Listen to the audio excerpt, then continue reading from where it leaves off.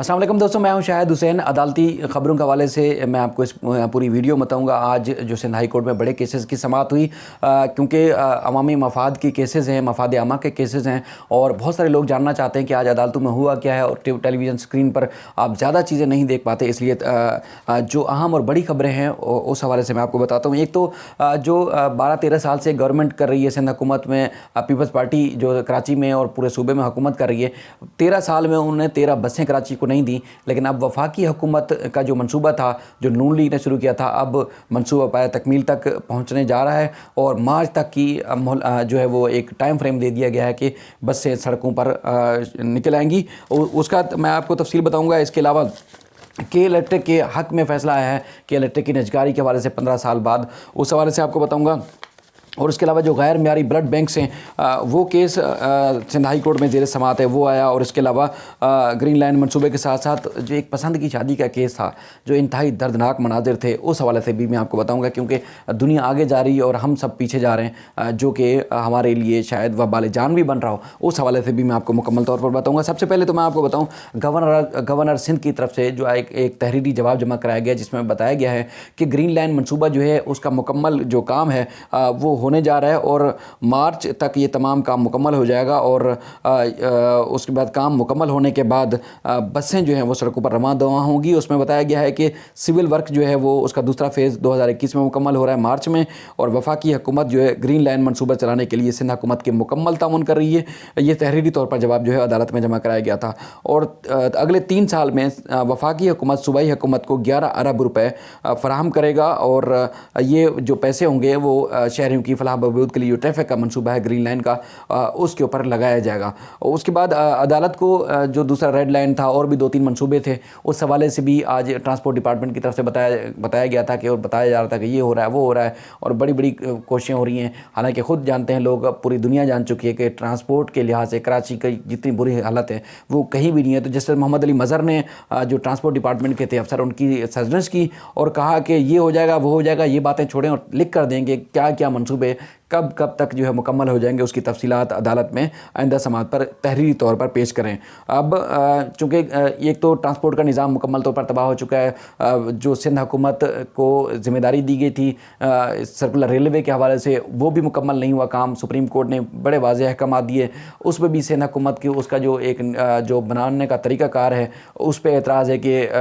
FWO से या national disaster management से जो है वो मनसूबा ना बनाया जाए, क्योंकि वो अगर बनाएंगे तो ज़ाहिर है वो काम भी मुकम्मल होगा और बर वक्त होगा और मियारी काम भी होगा। तो आपको पता है कि सिंध हुकूमत के जो लोग हैं वो मियारी काम करना शायद नहीं चाहते, इसलिए जो है वो चाहते हैं कि अगर मनसूबा बनाया भी जाए तो उनके अपने लोग इस मनसूबे को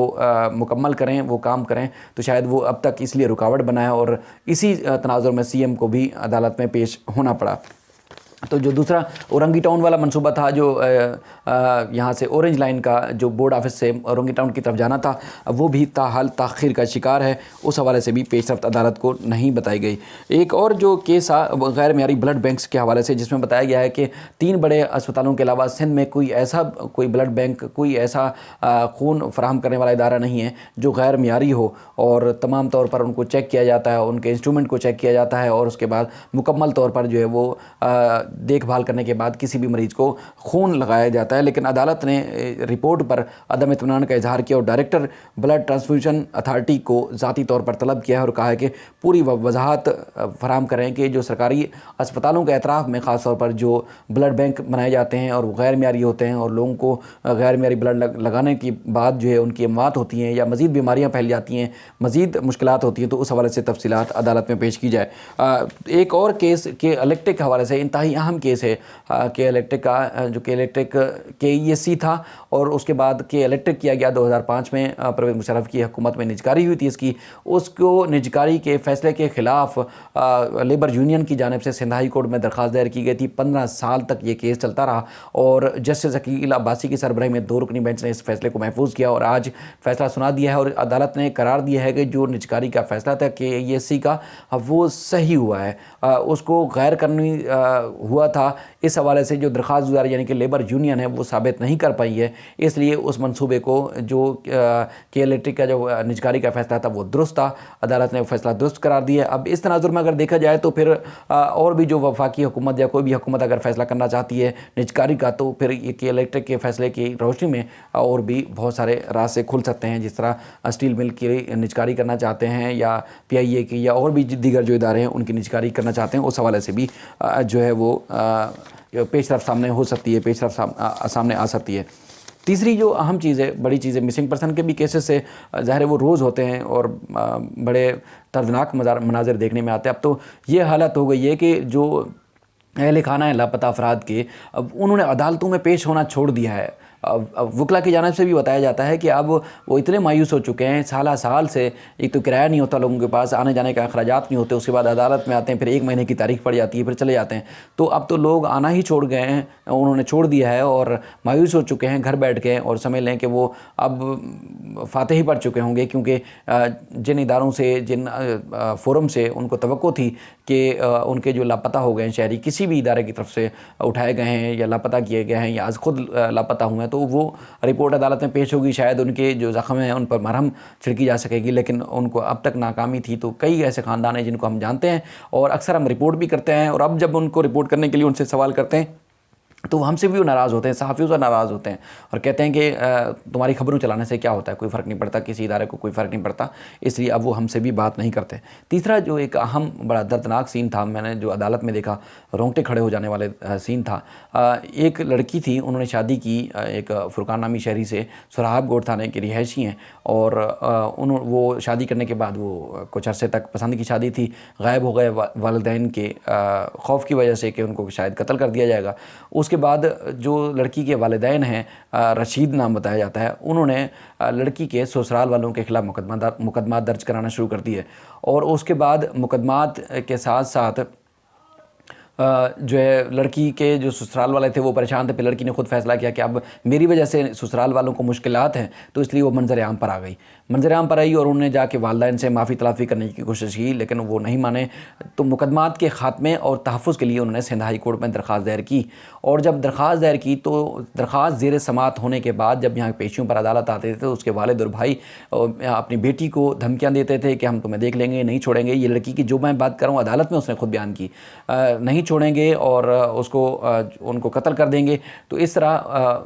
का केस ज़ेर समात होने के साथ साथ लड़की का जो शौहर है यानी कि फुरकान, उसको कत्ल कर दिया जाता है अपने घर के बाहर। उसका बेटा भी उसकी गोद में था, ये लड़की ने अदालत को बताया, और शॉट भी है मेरे पास जिसमें कहा कि 4 से 5 उसको गोलियां मारी गई, उसमें उसके भाई और जो दीगर उनका दूसरा दोस्त ज़हीर वो उसमें शामिल था। और उन्होंने पुलिस की मिली भगत से 2 जो मरकज़ी मुलजमान जिनके ऊपर इल्ज़ाम है कि उन्होंने बरह रास्त फायरिंग की, वो पुलिस से उन्होंने मिली भगत करके उसी तारीख को खुद अपनी गिरफ्तारी ज़ाहिर करा दी कि वो किसी गुटके के केस में बंद हुए थे, और 20 दिन के बाद वो ज़मानत करा कर बाहर आए। अब ये बड़ा एक कम्प्लिकेट केस हो जाता है, इस तरह मुश्किल केस हो जाता है अदालतों का समझना भी। तो उनका ये कहना है कि अब वो केस जो है मलीर की अदालत में ज़ेर समात है, और अब भी मुझे ख़तरा है कि मेरे भाई बाप और जो दीगर रिश्तेदार हैं वो मुझे कत्ल कर देंगे, तो इसलिए तहफ़्फ़ुज़ फराहम किया जाए। और उन्होंने बार बार अदालत से, जस्टिस नेमतुल्लाह भलपोटो साहब की अदालत से इस्तदा की कि जो उनके वालिद हैं उनके खिलाफ़ कार्रवाई की जाए, उनको जेल भेजा जाए, और उसके भाई जो गिरफ़्तार हैं, जो ज़मानत पर आ चुके हैं या उसके बाद मफरूर हैं,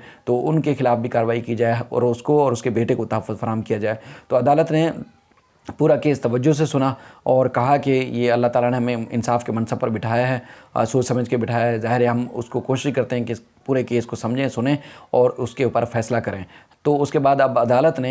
जो ये इंतहाई अहम केस है गैरत के नाम पर जो कत्ल हुआ है, अब सेशन अदालत जो मलीर की है उससे रिपोर्ट मांगी है कि अब तक केस में क्या पेशरफ्त हो चुकी है, क्या तहकीकात हुई, किस तनाजुर में तहकीकात हुई, और अब कितने चालान पेश किए जा चुके हैं और कितने मुल्ज़मान के खिलाफ क्या कार्रवाई हुई है। उस हवाले से अब रिपोर्ट अदालत ने आइंदा समाअत पर तलब की है ट्रायल कोर्ट से। तो ये अहम तरीन चीज़ें थी जो आपको बताना ज़रूरी थी। फिर किसी और मौजू के साथ आपकी खिदमत में फिर हाज़िर होंगे, तब तक के लिए अल्लाह हाफ़िज़।